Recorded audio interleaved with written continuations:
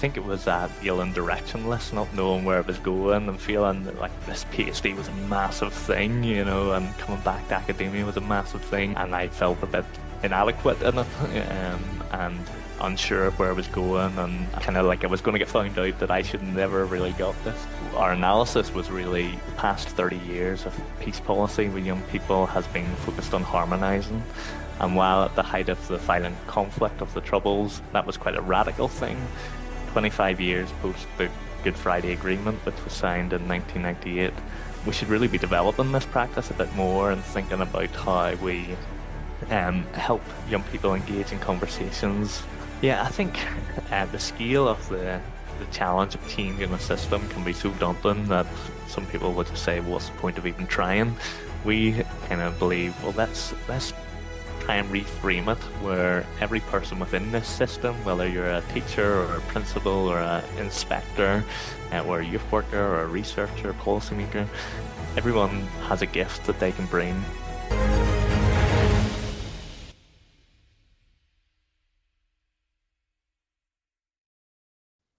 Hi, my name's Andrew Payne, and welcome to Men on Show. We have another brilliant guest. I'm so excited to get into Andy Hamilton's story. He's a researcher, a lecturer, doing some incredible stuff around masculinity, particularly young men. I really want to get into that. He's a research associate on the project Taking Boys Seriously, the Taking Boys Seriously project. So I want to unpack some of that, but also his background in community and youth work is phenomenal. I know your PhD was in youth work and peace building, which is kind of really cool. What a fantastic sort of topic for a PhD. So it'd be good to understand what some of your findings were in that. So really looking forward to hearing more from you. Andy, welcome to the show. Great, thanks, Andrew. Great to chat with you today. Cool. So just like starting off, before all this incredible work that you're now doing, tell me about yourself growing up as a young man in Northern Ireland, presumably. Yes, grew up in Northern Ireland. Was born in 1991. So was born at the tail end of the period known as the Troubles, the Yeah. 30 years of violent conflict. Um, for me, I was very sheltered from that. My mum and dad grew up in a very working class area in Belfast, and I would have experienced a lot of the conflict, but then moved away to a more middle class area, partly to get away from all of that. So it wasn't until I was a teenager and I started volunteering in a youth centre in a loyalist estate in North Belfast that I started to realise how different my life growing up was from a lot of other young men who were experiencing this constant threat of violence just within the communities that they were in.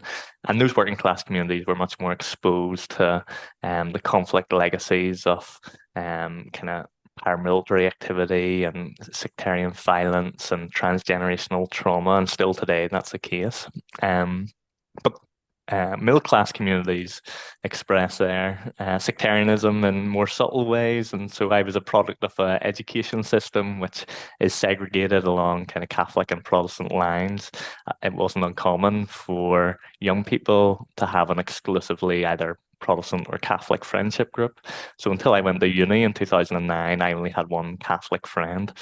Wow. But growing up was a lot of fun. I think what stands out for me is there's 13 of us in the WhatsApp group, all male friends, really solid. We've been friends since primary school, and still to this day continue to meet up and hang out. And there's been lots of weddings and birthday celebrations over the last decade, which always brings us back together. So my That's really childhood was very positive, but had that dimension of kind of being unaware of all this conflict around us. yeah. Um, And good relationship with your dad, all sort of positive male role models from what you can remember. yeah, my mum and dad were incredibly hardworking. My dad would come home from work on a Friday as soon as he could get home and hook up the caravan and would be off to another campsite for the weekend. And so lots of really good experiences growing up, just getting away and being out and playing football with whoever happened to be there. But yeah, mum and dad were brilliant. I've got an older sister as well. And then when I was 8, I found out I was going to be getting a baby brother. And so that brought lots of excitement, realizing I was going to be a big brother. So yeah, really, really supportive family. So academically wise, obviously you've spent a lot of time already in academia. I mean, I'm 49, so I've had a very varied background. I'm looking at you thinking you can't be as old as me because you look very young and youthful. And all this research work that you've been doing, what like was there something that called you to be a researcher in this area of youth and young people? Or was it kind of always in you, something you always wanted to do, or was there like a moment that triggered Mm. you thinking, actually, this is where I want to go with what I'm doing? Yeah. Well, first of all, it's amazing what a filter can do on Zoom. Is it really? But yeah, so I'm 33, and growing up, I didn't really know what I wanted to do. I always enjoyed school, always enjoyed working with young people. And it was one day my youth worker, David Cabin, said to me, "You'd be a really good youth worker." And for me, that was the light bulb moment that I thought, this is what I want to do, and someone I look up to thinks I'd be good at it. Um, I went to a grammar school, and so one of the things was there was this high expectation that you go to university and you'd enter a career that would be a high earning job. And so my careers advisor was a bit baffled when I told him I wanted to be a youth worker, and he said, "Would you not just do that on the side?" That's what I wanted to do. So I went to uni and did the community youth work degree. I found that really helped me understand more about youth work and what it was I was trying to do. And I saw myself as an educator using informal education methodologies that were really transformative, particularly for young people who were finding education very difficult. It was a way of working with young people in a way that motivated them and engaged them and helped them see their potential.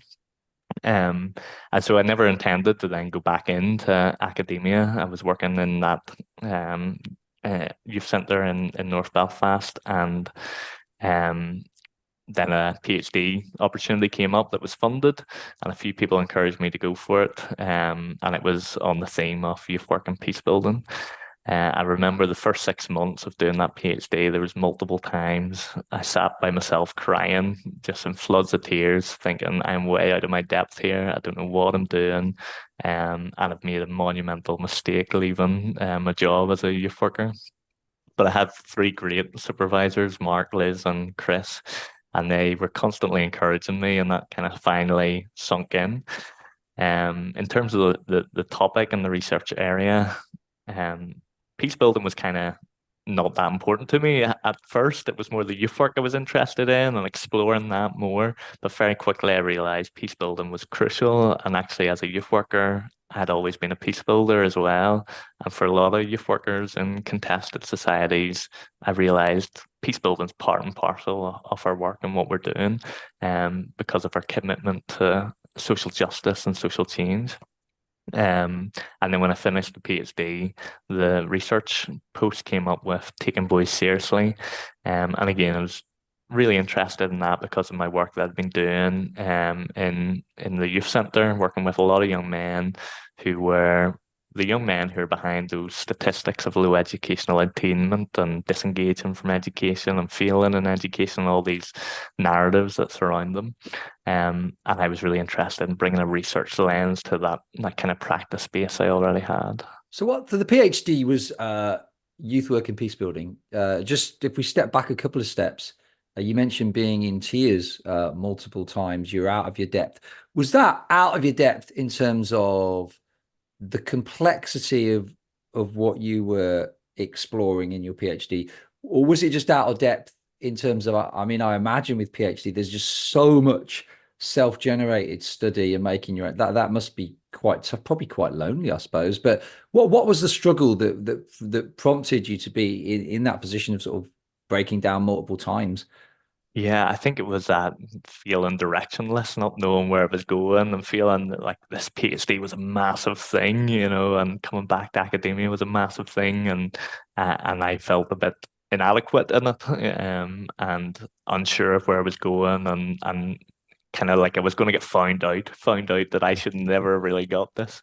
Yeah. And I guess for me, um, growing up, as much as I had a really good childhood, I've always had quite low confidence, and it was youth workers who started to see me and helped me see stuff in Yeah. myself, which those positive things, and built my Yeah. confidence and built myself a sense of self.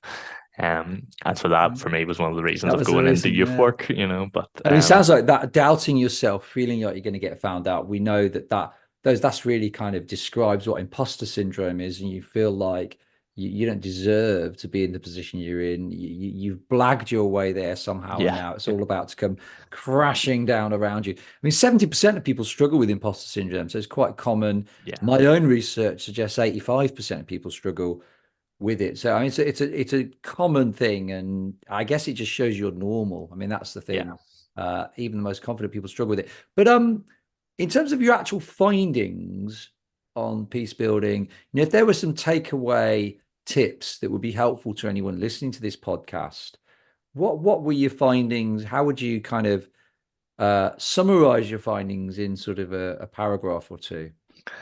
Yeah, so we found that there was four distinctive viewpoints that youth workers gather around when they approach peace building work with young people. Two of them were more focused on harmonizing, bringing young people together to kind of build friendships from across the lines of division, and two which were more focused on politicizing, on encouraging young people to become politically engaged and become critical thinkers. And our analysis was really the past 30 years of peace policy with young people has been focused on harmonizing.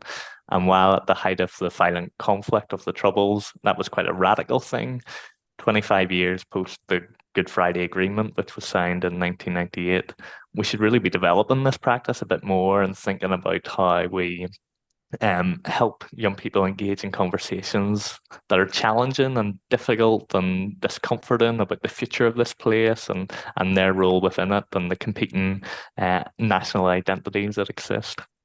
And Wow. that challenge was really not a challenge that I was kind of putting from above to the sector. It was that as well, but it was a challenge for my own practice, reflecting on the work I'd been involved in. It was all that kind of harmonizing stuff. And as I think back, I think of all the missed opportunities to develop that work a wee bit further and think about how young people could become more politically engaged. And politically engaged, but as you say, using critical thinking, developing their critical thinking. Because on the one Absolutely. hand, I suppose we could say we want all our young people to be much more engaged. But if the vast majority of their information they get from TikTok, for example, and we know that social media has polarized debate, that without that critical thinking side, that Yeah. could create a very difficult dynamic. I mean, it feels like what we receive on the media is that people are highly politicized in the United States, Mm.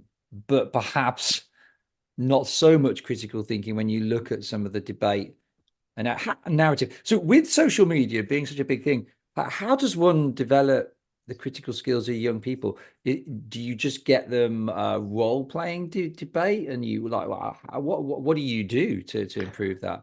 Yeah, there's loads of creative methodologies that youth workers are using with young people around that.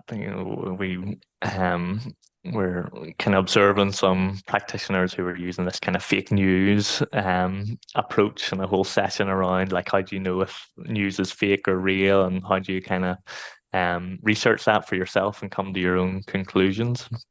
So I think practitioners are doing that all the time. Sometimes that's just through conversation and dialogue and starting to challenge narratives that are kind of really embedded, um, and and helping young people to encounter people who think differently from themselves, whether that's Yeah, other young people or other adults who are involved in different organizations. Um, and using the term politicization, we realized was a bit contentious, but in some ways, for us, it was about reclaiming it. So politicization can be pejorative, and you just end up with polar opposites.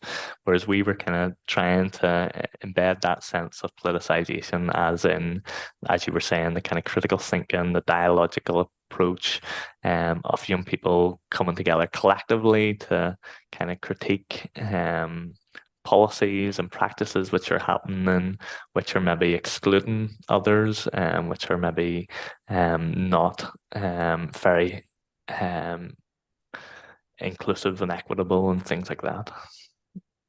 Very interesting. And as a lecturer, and with your background, the research work you're doing on the Taking Boys Seriously project, which I want to sort of shift to slightly, do you think overall, we hear so much around sort of toxic masculinity, that phrase. I'm not a keen fan of that phrase on its own. Do you think when you look at the behavior of the young men that you see, when you look at your own research work, and obviously the people that you're talking to and engaging with, do you think like behavior of young males is getting worse, or Mhm. do you think actually it's just the media narrative is highly sensationalized?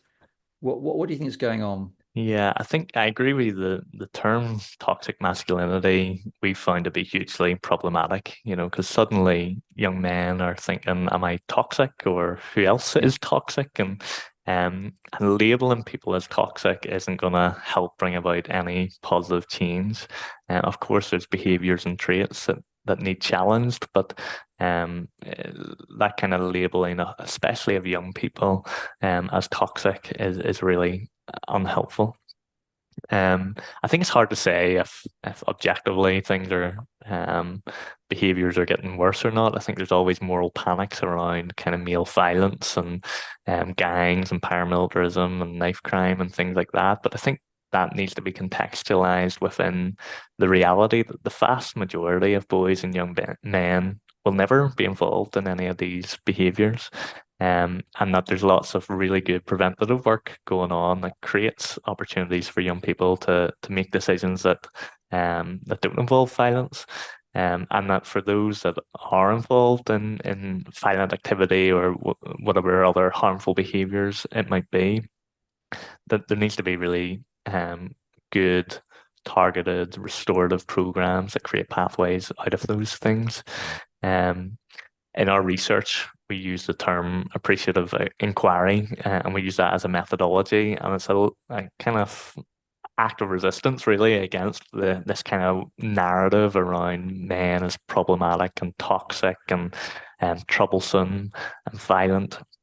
And we use it to say we're only going to look at and elevate those things that are positive and life-giving and those cases where it's showing boys and young men in a positive light, because we're trying to swing the pendulum the other way because it's yeah. swung so far. I think the media and policy at times does frame overwhelmingly boys as negative and in deficit rather than positive. So that's one of our kind of commitments in taking boys seriously, is to reframe boys and help them see themselves in a positive light and encourage others to do that also. Yeah, because I worked in a school actually last year. I think I've mentioned this on the podcast before in another episode where they banned the phrase toxic masculinity among the teachers. Obviously, if the Yeah. kids are going to talk about it, they'll talk about it, but very much of the opinion that it's like a wall builder, not a bridge builder, and also that the behavior of their female students is as concerning to them as the behavior of their male students. But and I suppose with the toxic masculinity phrase, our young men are growing up with some of these. I mean, the absurd TikTok thing recently of, would you be rather be trapped in a forest with a bear or a man? And women Mm. asked just off the cuff. I mean, there's a flippant response as if a woman really sat back and thought about it.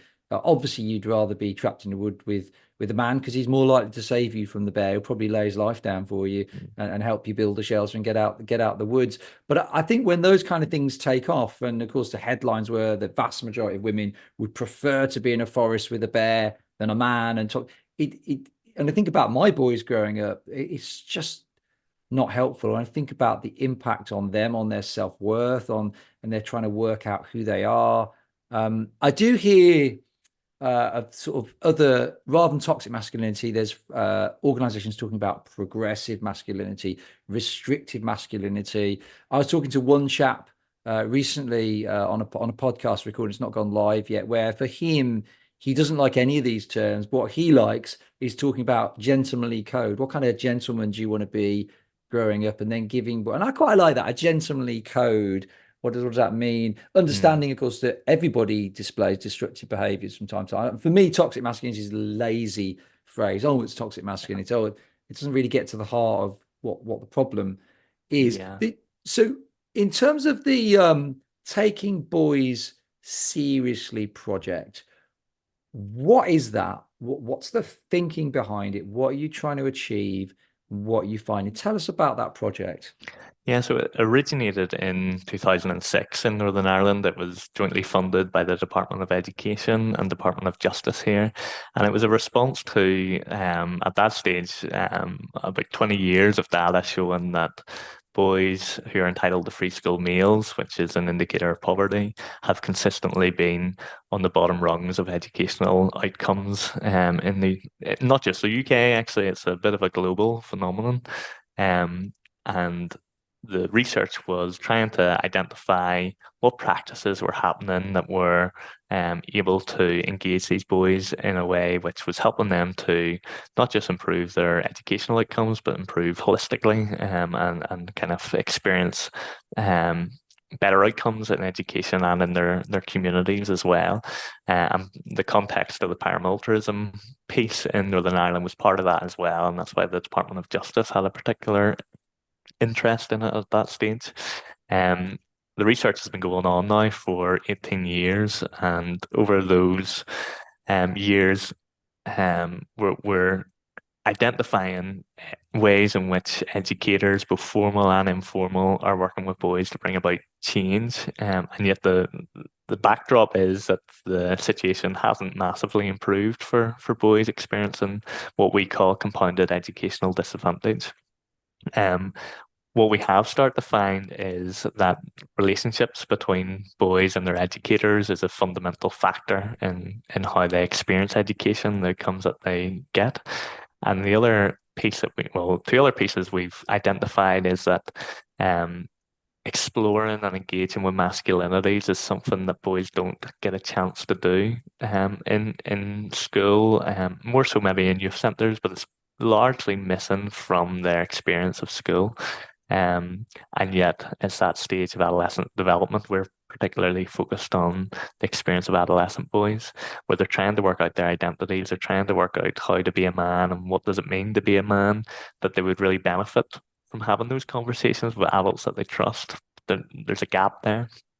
Um, and the third thing that we've identified is that these kind of relational approaches and gender conscious approaches that engage with masculinities are most effective when they're embedded within an ecosystem that's making change. So one of the things that you'll hear is teachers becoming frustrated that they're being asked to do another thing, that they're being expected to solve all social issues for young people. And so we look at, well, it's not just the teachers, it's not just the schools, it's the youth services, it's the Department of Education, it's the Education and Training Inspector, it's parents, it's communities. How do we engage all those people who surround boys and who, when you speak to them, they want to have a positive impact on the boys in their community? How do we engage them in a way that can support boys to thrive, especially those boys who are experiencing this compounded educational disadvantage? So that's what we've focused on over the last number of years, is trying to activate localized educational ecosystems that are supporting boys to thrive. Really, really interesting. Yeah. I mean, certainly in schools, I was reading a piece from the Cambridge Press Assessment that, in the majority of topics barring maths, boys are falling behind girls across the board. And, Mm, I'm imagining that that's worse for working class white boys and possibly those from ethnic minority backgrounds as yeah. well. But they are falling behind. And it astounded me, it was a recent piece of research, that the key conclusion from that piece of research was that actually because boys are still outperforming girls in maths, we need to be concerned about the impact on getting women into STEM employment.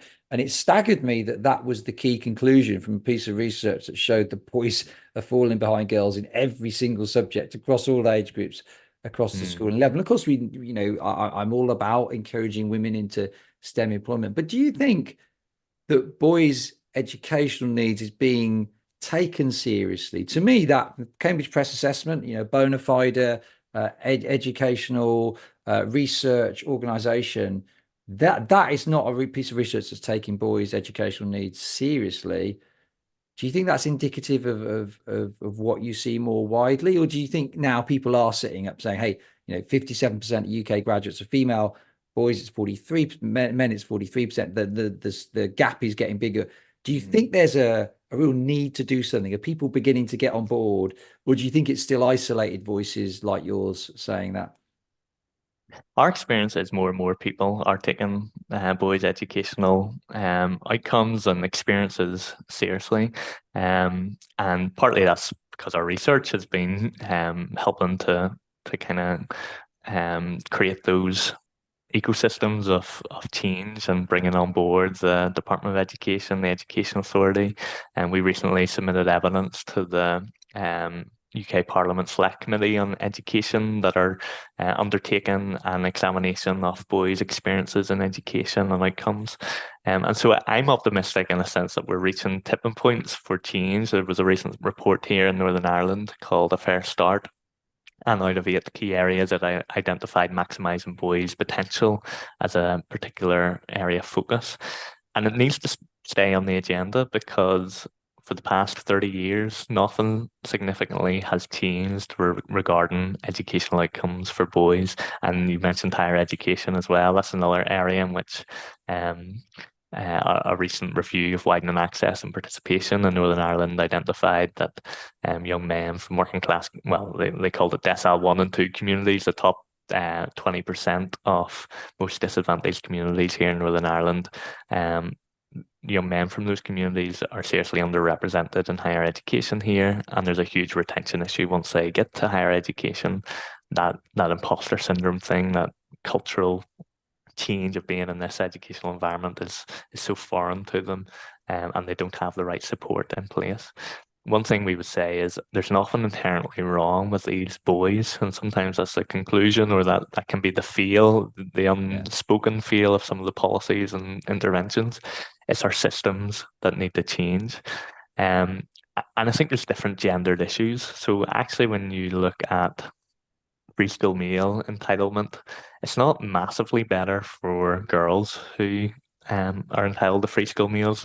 They're doing a little bit better than the boys, but in general, it's only slightly better. So boys and girls both need advocates and need their specific needs to be identified and action to be taken. In taking boys seriously, our primary focus, because of the evidence and because of the kind of context here and within the wider UK, has been around boys who are entitled to free school meals, experiencing what we call compounded educational disadvantage.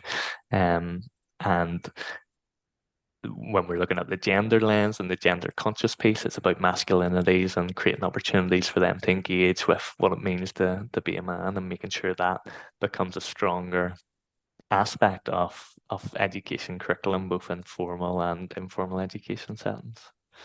Yeah, because I wonder when I think about the whole educational system. So humor me here because I'm not an expert on these matters, of course.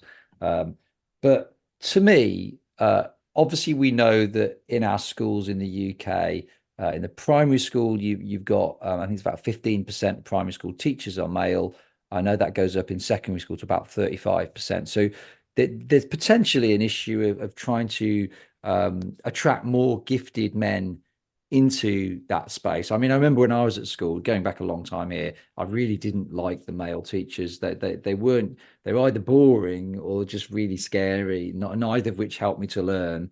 But gifted men into the education sector, perhaps that's a way of moving this forward. So there's more effective male role models, relational male role models. I also think for me, the whole system of education, I'm interested to get your take on this. Um, for me, the danger, I suppose, is that we do lots of small things that probably help a bit. Mm, But is there a question that actually the whole system here for boys is not set up well? If you think about when a teenager boy, I remember when I was a teenager, we will have 25 to 30 times more testosterone in our system than equivalent age girls, and yet we'll be in the classroom hour after hour. Whether we're in a boys' school or a mixed school, we're still in the classroom hour after hour. I remember being bored, not concentrating at all for mm. virtue my. I mean, if it wasn't for my parents helping me at home, I would not have got the grades I did. So for me, there is there's some biological challenges here. Is the system that we've got really working? But then to change the system, I mean, that would cause, I mean, what does one need to do? I mean, that would cause a whole rethink. No one's going to do, who's got time for that? So, I Mm. mean, what do you think of that? Do you think that to create an education system that works for boys, the scale of change is so massive that it's unlikely? So let's just focus on a few small wins. Or do you think, no, we need to go for this and create this massive change? Or do you think really the testosterone doesn't really play out? It's not a thing. Yeah, I think the scale of the challenge of changing a system can be so daunting that some people will just say, well, "What's the point of even trying?" We kind of believe, well, let's try and reframe it where every person within this system, whether you're a teacher or a principal or an inspector or a youth worker or a researcher, policymaker, everyone has a gift that they can bring to changing the system. And if everyone kind of brings that gift, then we can start to see change. And so our research has kind of highlighted local practices which are trying something new, trying something different. So I'll give you an example. In Monkstown, a place in Northern Ireland. They've got a boxing club, Monkstown Boxing Club, that runs youth work programs. And across the road is Abbey Community College, one of the schools. And each year, the school identifies 10 boys who are not on track to reach the kind of government target of 5 A-star to C GCSEs. So they get a split timetable between the school and the youth centre, and they go there and they do 3 days a week there and 2 days a week in the school. And the teachers come over from the school to the youth Amazing. centre, and they have the support of the youth workers. And during the when we were talking to the boys, they were saying we love it because we do half an hour maths and then we can go use the boxing equipment for 20 minutes, and then we come back and we focus on something else. And so that works really well for them. They've Wow. had outstanding kind of outcomes in that, those now it is for boys and girls, but generally has been tended to be males that have been identified for the program. Um, and of those 10 each year over the past 4 years that weren't predicted to get their 5-star A to C GCSE, they've all reached that. Wow. Um, and so what the problem is, you can't then say that's a model that everyone needs to follow because it'd be impossible. But Yeah. what we are trying to encourage is that kind of creative thinking. How can you Yeah. link in with those community services or youth services or other providers to try something new? And just by the fact of trying something, you'll be making a difference because boys start to get the message, oh, these educators, these teachers are trying to do something that works for me. And so while there's maybe those that'll benefit from a real specific targeted program like that, I think in the wider sense, we have our 10 taking boys seriously principles of relational education, and we present those as a framework of kind of changing culture within schools and within youth organizations, which are directly informed by boys and educators telling us this is what works well to engage and motivate boys in their education. And rather than saying these principles need to be applied in this specific way, we say commit yourselves to taking these principles and telling boys that you're taking them seriously, but apply them in the ways that are most relevant to your context. And part of that might be trying something new. It might be affirming existing practice that's happening. We spoke to alternative education providers, and they loved the 10 principles because they said for the first time they felt um, a research project was really understanding what they were all about. And it was about the 10 principles are about their motivations and their priorities in education. And they said if these were being applied more specifically and intentionally in mainstream schools, we'd have a lot less referrals coming to us in Wow. alternative education. So what we have as a research team is a framework that Yeah. people can sign up to and then start to think about the issue and make sure it's on the agenda, and kind of take creative approaches to taking boys Can seriously. anyone, this framework, I'm going to ask you to maybe just, I wouldn't expect you to share all 10 points one after the Yeah. other, but maybe like a couple of your favorite points briefly share. But if someone wanted to find it, is it easy to find? Did Yeah, you? you get them on our webpage, ulster.ac.uk/TBS. So we can share that. But yeah, one of the things, Susan Morgan, she leads the research, and she says one of the most remarkable things about these principles is they're not that remarkable at all. They're Yeah. things that when you hear them, they seem like common sense. But when you ask the boys, do you experience these things in school? They say no, or they say sometimes or in some areas. Yeah. But they want more of it. So the first one is recognize the primacy of relationship. Second one is about demonstrating dignity and respect. And these things have been developed in response to what we've been hearing boys say about masculinities as well. So they're Yeah. talking about getting locked into power struggles with teachers and not wanting to back down when they're called out in class.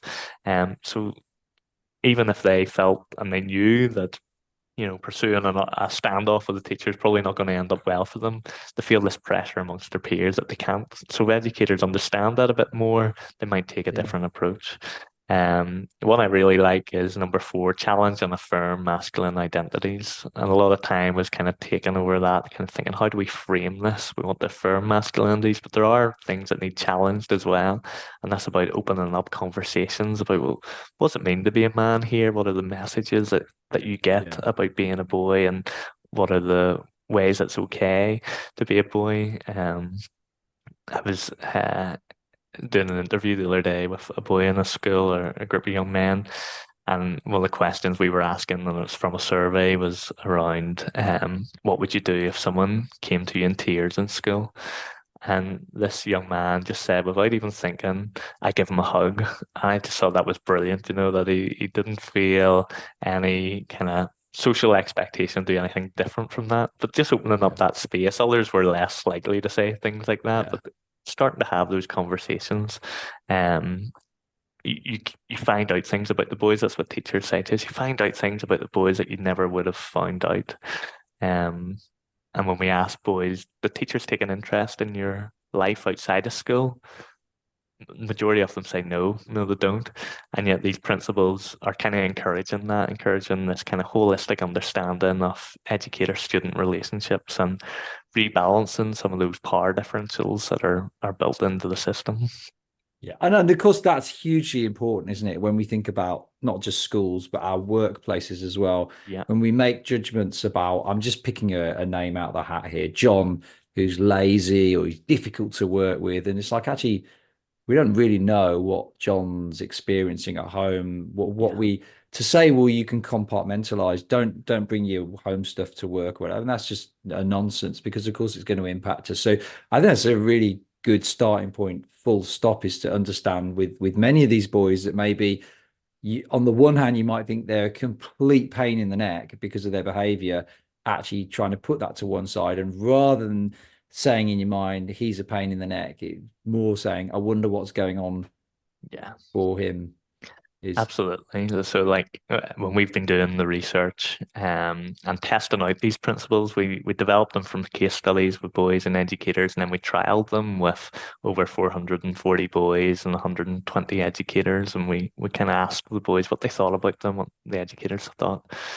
And one young man, we'll call him Colin, he's 14, said, I learn better when I feel seen and heard. And so that created a kind of idea for us, or a theme for us in the research about feeling seen, known, and heard. And it's not simple, yet it takes a lot of work. yeah, 91% of the educators that we asked around how important relational approaches are in their practice, 91% said yeah, they are. But then when we're following that up with interviews, there was numerous teachers said to us, but it's not taught. This kind of interpersonal way of working isn't taught or valued. It's a really highly skilled thing to be able to do, and we need more of it in initial teacher training as well. So, um, and the other piece just around like emotions and understanding where people are coming from. We talked about facilitating emotional learning spaces with boys, and that was because 75% of the boys we asked, if you felt stressed or overwhelmed in school, would you talk to a teacher about it? And 75% said no, they wouldn't speak to a teacher. And 45% said they rarely or never get the emotional support that they need in school. Um, so it highlights, that's yeah, boys not seeking out emotional support is kind of identified in lots of research areas. But it's our response to that. how do we deal with that then? And so this notion of facilitating emotional learning spaces, which is about changing the culture and inviting those conversations, whether it's individually or in small groups or in classes. And we find that youth workers are able to do that in a different way. And sometimes schools find it helpful to bring youth workers in to facilitate sessions about that. And it can be hugely beneficial then, that collaboration between schools and youth organisations. I mean, you're doing some amazing stuff. And there were so many other questions I was going to ask you, but in some ways, I think you've given so much rich insight anyway through the Taking Boys Seriously project. I love those 10 principles. Yes, on the one hand, quite simple, but actually each one, there's so much richness inside each one, so much to unpack if you're really making that a reality. And I know for me as a kid, as a teenager, I learn best when I'm not afraid of the teacher, when I'm not afraid to say I don't understand. And that's partly the teacher and it's partly the people in the class not falling about laughing, making me feel stupid. So when I feel safe, not afraid to, and when I'm not bored, if I'm bored, I just don't learn. The feeling seen and heard for me is probably not quite so important. If I'm entertained and not afraid, I generally will learn. And if I can see the value of it as well, I suppose that's the other challenge for a lot of young guys and ladies. If you're in a lesson, you think, "Oh, how's this help me?" What? So maybe that sense of trying to make it very clear what the value is to their day-to-day lives of what they're about, what they're learning about is really important. Yeah, one of our principles is about connecting boys' learning to context, and it's that piece exactly, and it's about understanding where they're coming from, but then also helping them make connections with what's the relevance of this to my life. Yeah. So, I mean, I'm super grateful for your insight, your research. I mean, your work is just incredible, massively. I want to encourage you in that. It sounds like, I mean, that it's work that's just, it's life-changing on such a grand scale. If you had a message of, if you could give like a 2-sentence message of hope to, because people listening to this, there could be young guys, or they could be older guys. So just to the male population, if you could give a 2-sentence message of encouragement or hope, what would you say to the men listening to this podcast episode? That's a lot of pressure to, Yeah. to give an inspirational message. I would say seek out those people who you can be fully yourself with, because life throws lots of challenges, and in those moments it's helpful to have people who fully understand you and you can be fully yourself with, and then try and be that person to someone else. That's what's made the difference in my life, and that's what I try and make a difference in other young men's life as well, is be that person that people know that they can turn to at their lowest points, but also to celebrate successes as well. That's amazing. Consider I didn't, I tend to put people on the spot with that. That's beautiful. I love that. What a lovely way. Inspirational, hopeful from the heart. I love that. So thank you so much, Andy, for your time. And the very last question, then, you've given us a brilliant way to conclude the podcast. Lovely message there. How can people find you if they wanted to get in contact to find out more about your work? Where's the best place to find you? Yeah, the best place is go through our website, ulster.ac.uk/TBS, and you'll find loads of information about the research there and all our contact details as well. Amazing. Brilliant. Well, I shall certainly be doing that as well. And it's been a pleasure having you on the show. Thank you so much for giving it me time. Thanks, Andrew. Cheers.